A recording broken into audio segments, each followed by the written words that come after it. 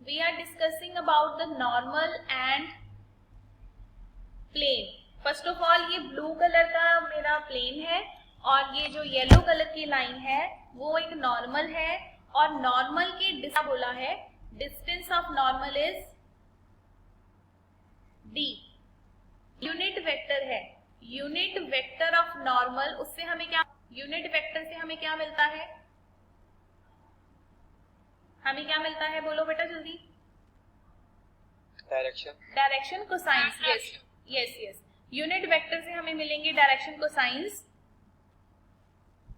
So normal means normal vector से हमें मिलते हैं direction ratios. Now your next topic is, ये जो आपकी येलो कलर की लाइन आप दिखाई दे रही है ना आपको, येलो कलर की लाइन जिसको हम नॉर्मल वेक्टर बोल रहे हैं, this is a normal vector. इस नॉर्मल वेक्टर का ये जो फुट ऑफ परपेंडिकुलर है वो क्या है, वो हमें फाइंड आउट करना है.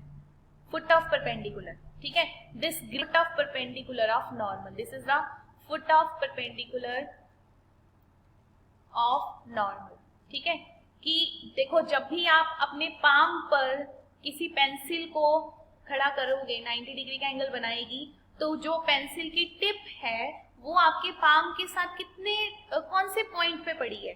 ठीक है, सिंपल सा क्वेश्चन है कि हमें स्पेस का वो पॉइंट फाइंड आउट करना है, राइट. तो हमें ये ग्रीन कलर का जो डॉट है ना यहाँ पर वो फाइंड आउट करना है, जिसका क्या नाम है, foot of perpendicular of normal, right. Yes बेटा बोलो, क्लियर है? यस मैम, 3D चैप्टर है, राइट.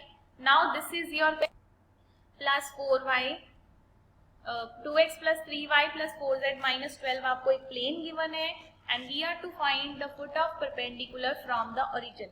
सो क्वेश्चन शुरू करने से पहले सबसे पहले हम क्या लिखेंगे कि जो, अब देखो, अब हमें इक्वेशन ऑफ प्लेन गिवन है, तो इस इक्वेशन से मुझे ये बताओ आपको डायरेक्शन रेशियोज मिलेंगे या डायरेक्शन कोसाइंस मिलेंगे, बताओ.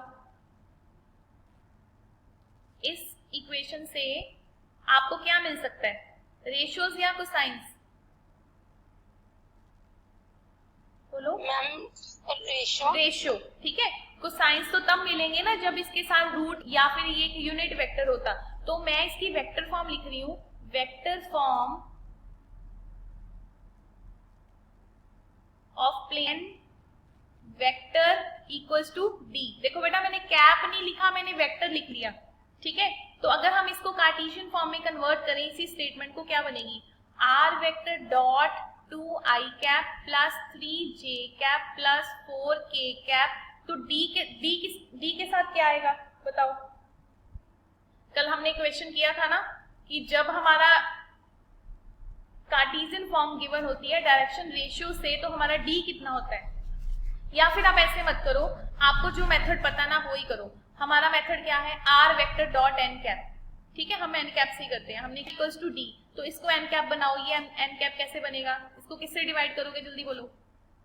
Ma'am under root 29. Okay, 4 9 13 13 and 16 29. Yes, इसको मैंने रूट 20. तो यहाँ पर हमारे पास क्या आएगा, R vector dot 2i cap plus 3j cap plus 4k cap equals to 12 root 29. ठीक है, तो आपकी जो नॉर्मल है, नॉर्मल वेक्टर आपके पास कितना आ गया, 2i cap plus 3j cap plus 4k cap. हमने नॉर्मल वेक्टर निकाल लिया. अब बेटा अगर जब आपको अंडरस्टैंडिंग हो जाएगी ना पूरे चैप्टर की, तो ये कुछ करने की जरूरत नहीं है. स्टेटमेंट आई, सीधा लिखो दिस इज अ नॉर्मल, सीधा लिख दो ये नॉर्मल है हमारी. ठीक है, पता चल जाएगा ना, 2i cap 3j cap and 4k cap, this is a normal to the plane. जब आपको प्रैक्टिस हो जाएगी तो आप शॉर्टकट भी लगा सकते हो, क्योंकि पेपर बहुत लेंथी होता है. प्लस 2 में पेपर कंप्लीट नहीं होता.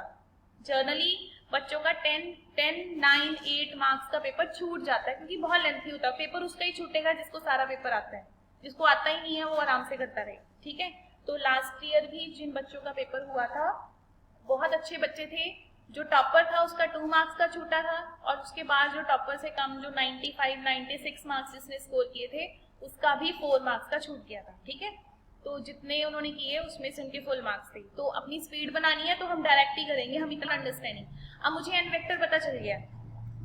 अब मुझे n वेक्टर पता चल गया, तो मुझे क्या पता चला यहाँ से, हमें पता चला कि जो हमारा plane, I am repeating again, I am moving in exercise 11.2, जहां पर हमने इक्वेशन ऑफ लाइन पढ़ी थी कि किसी ON वेक्टर के अगर आपको डायरेक्शन रेशियोज, अगर किसी वेक्टर के डायरेक्शन रेशियोज है और मुझे एक पॉइंट पता है उस वेक्टर का कि इस पॉइंट से वो वेक्टर पास हो रहा है या निकल रहा है, तो हम उस वेक्टर की लाइन इक्वेशन बना सकते हैं, equation of line passing through 1.0।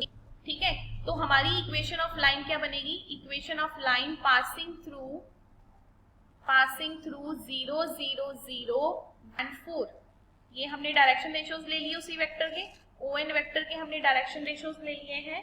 अब इसकी क्या होगी, x minus x1 upon a या e इक्वल्स टू k या फिर lambda, you can take lambda, you can take k। हाँ जी बोलो, क्लियर है। हमने ON लाइन की इक्वेशन फाइंड करनी है। ON लाइन एक पॉइंट से पास हो रही है, वो कौन सा पॉइंट है, ओरिजिन, वो पॉइंट ओरिजिन है, और वहां से प्लेन में से मिल गए, नॉर्मल में से मिल गए, उसके नॉर्मल के डायरेक्शन रेशियोज पता है और पॉइंट में से पास कर रही है। तो हम पहली लाइन की इक्वेशन हमने क्या पढ़ा था, x minus x1 upon a, y minus y1 upon b and z minus z1 upon c। तो इसकी जो इक्वेशन है देखो क्या बनेगी, this equation will be x minus 0 upon 2, y minus 3 and z minus k क्या है, मतलब ये हुआ कि x 2k है, y is 3k and z is 4k, x is 2k, y is 4k। now what is this k, ये k हमें find out करना है। ये k कैसे निकलेगा, ये k निकालने के लिए हम दोबारा से इक्वेशन ऑफ प्लेन लिखेंगे। इक्वेशन ऑफ प्लेन इज की वैल्यूज पुट करके मुझे बताओ k की वैल्यू कितनी आ रही है। इसमें x को पुट कर दो, y को पुट कर दो और z को पुट कर दो and tell me the value of k. So after putting the value of x, y, z, your value of k is 12 upon 29. इसका मतलब ये हुआ कि so after putting the value of k in x, y, z, we are getting the value of x 24 upon 29, y की value भी आ गई 36 upon 29 and z की value भी आ गई 48 upon 29, जो foot of perpendicular